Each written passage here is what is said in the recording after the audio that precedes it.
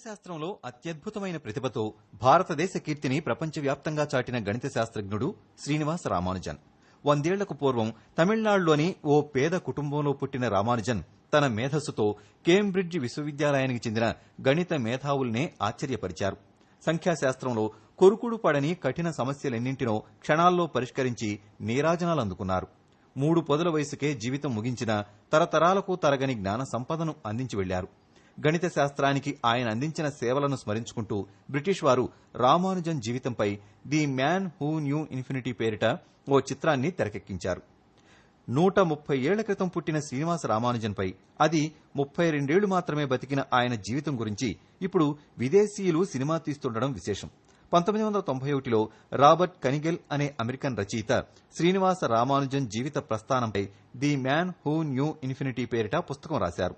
ఆ పుస్తకం ఆధారంగా అదే పేరుతో ఇప్పుడు చిత్రాన్ని తెరకెక్కిస్తున్నారు. ఇందులో శ్రీనివాస రామానుజన్ గా స్లమ్ డాగ్ మిలీనియర్తో గుర్తింపు తెచ్చుకున్న దేవ్ పటేల్, ఆయన భార్య జానకిగా అమెరికన్ భారతీయ నటి దేవికా భైసే నటించారు.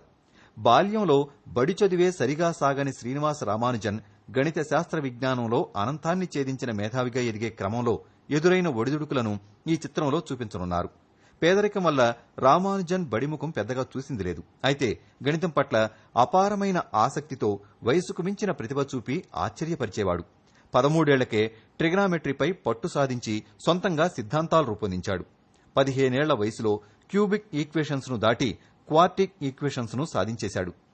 16 ఏళ్లప్పుడు ప్రముఖ గణితవేత్త రాసిన 5000 సిద్ధాంతాలున్న పుస్తకాన్ని చదివేశాడు.